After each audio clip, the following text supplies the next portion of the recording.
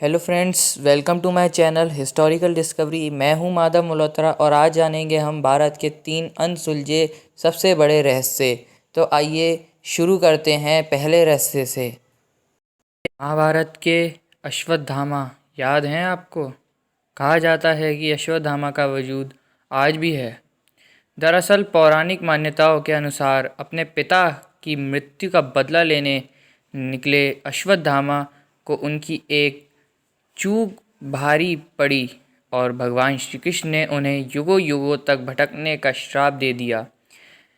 ऐसा कहा जाता है कि पिछले लगभग 5,000 वर्षों में और 5,000 वर्षों से अश्वत्थामा धरती पर ही भटक रहे हैं। मध्य प्रदेश के बुरहानपुर शहर से 20 किलोमीटर दूर असीरगढ़ का किला है। कहा जाता है कि इस किले में स्थित शिव मंदिर में अश्वत्थामा आज भी पूजा करने आते हैं।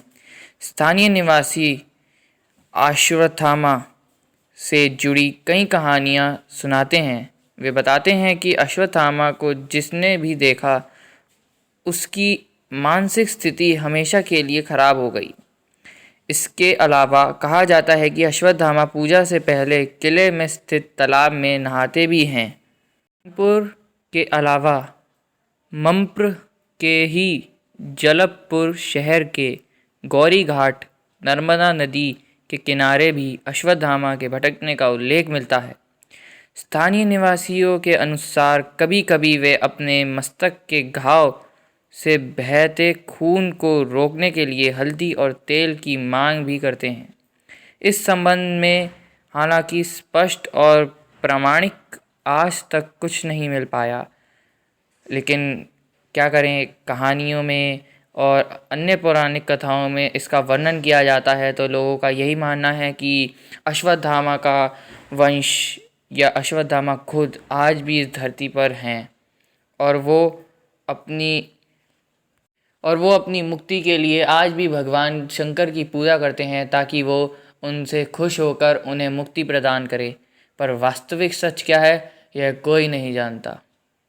समुद्र के नीचे की द्वारका।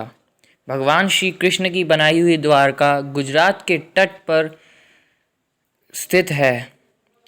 द्वारिका नगरी बहुत ही सुंदर और प्रसिद्ध है, किंतु अब वो ऐसा माना जाता है कि पानी के नीचे स्थित है। इस जगह का धार्मिक महत्व तो है ही, रहस्य भी कम नहीं है। कहा जाता है कि कृष्ण की मृत्यु के साथ उनकी बनाई हुई द्वारका नगरी समुद्र में डूब गई। आज भी यहाँ उस नगरी के अवशेष मौजूद हैं, लेकिन प्रमाण आज तक नहीं मिल सका है कि ये क्या है। विज्ञान इसे महाभारत कालीन निर्माण नहीं मानता। काफ़ी समय से माना जाता है कि पुराणों में द्वारिका के रहस्य का पता लगाने का प्रयास किया, लेकिन वैज्ञानिक तथ्यों पर आधारीकरण नहीं हो पाया है। 2005 में द्वारिका के रहस्यों से पर्दा उठाने के लिए अभिनय शुरू हुआ तथा इस पर जांच के लिए बहुत ही महान और प्रसिद्ध आर्कियोलॉजिस्ट जॉश गेट्स को भी अमेरिका से बुलाया गया और साथ ही साथ इस अभियान में भारतीय नौसेना ने भी मदद की। अभियान के दौरान समुद्र की गहराई में कटे छटे पत्थर मिले और यहाँ लगभग 200 अन्य नमूने भी एकत्रित किए, लेकिन आज तक ये तय नहीं हो पाया कि यह वही नगरी है तथा जिसे भगवान श्री कृष्ण ने बनाया। आज भी यहाँ वैज्ञानिक सबूत ढूंढने के लिए तरह तरह के प्रयास कर रहे हैं, पर श्री कृष्ण के आगे तो किसी की भी नहीं चली है। कैलाश पर्वत को इस दुनिया का सबसे बड़ा रहस्यमयी पर्वत माना जाता है। यहाँ अच्छी आत्माएं ही रह सकती हैं। इसे अप्राकृतिक शक्तियों का केंद्र माना जाता है। इस पर्वत परिमाणुआ आकार है। वैज्ञानिक के अनुसार यह धरती का केंद्र है। यह एक ऐसी भी केंद्र है जिसे एक्सिस मुंडी कहा जाता है। एक्सिस मुंडी अर्थात दुनिया की नाभि या आकाशीय ध्रुव और भौगोलिक ध्रुव का केंद्र। यह आकाश और पृथ्वी के बीच संबंध का एक बिंदु है।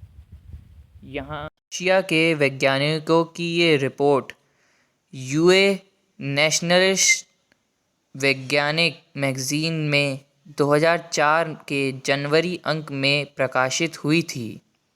कैलाश पर्वत 4 महान नदियों के स्रोतों में घिरा है, सिंध, ब्रह्मपुत्र, सतलुज और क्रांली या घाघरा, तथा 2 सरोवर इसके आधार हैं। पहला मानसरोवर जो दुनिया की शुद्ध पानी की उच्चतम झीलों में से एक है और जिसका आकार सूर्य के समान है, तथा राक्षसले झील जो दुनिया की खारे पानी की उच्चतम झीलों में से एक है और जिसका आकार चंद्र के समान है। ये दोनों झीलें और चंद्र बल को प्रवर्तित करती हैं, जिसका संबंध सकारात्मक और नकारात्मक ऊर्जा से है, मतलब कि नेगेटिव और पॉजिटिव वाइब्स। जब दक्षिण से देखे हैं तो एक स्वर्विक चिन्ह वक्राकृति में देखा जाता है। कैलाश पर्वत और उसके आसपास के वातावरण पर अध्ययन कर चुके रशिया के वैज्ञानिकों ने जब तिब्बत के मंदिरों में धर्मगुरुओं से मुलाकात की तो उन्होंने बताया कि कैलाश पर्वत के चारों ओर एक अलौकिक शक्ति का प्रभाव है, जिसमें तपस्वी आज भी आध्यात्मिक गुरुओं के साथ टेलीपैथिक संपर्क करते हैं। ये पर्वत मानव निर्मित एक विशालकाय पिरामिड है जो 100 छोटे पिरामिडों का केंद्र है। रामायण में भी इसके पिरामिडनुमा होने का उल्लेख मिलता है। यानी हम मानव को देखे जाने की चर्चाएं होती हैं और होती रही हैं। इसका वास हिमालय में होता है। लोगों का कहना है कि हिमालय पर यदि एक साथ शिवजी का आज भी वास है तो हमारा देश हर तरह के बुरे हमलों से बच सकता है। परंतु सच क्या है, ये तो वैज्ञानिक आज भी खोज रहे हैं। So friends, thank you for watching my video. If you are a new one to my channel, then please subscribe it and share this video as much as you can. Thank you once again.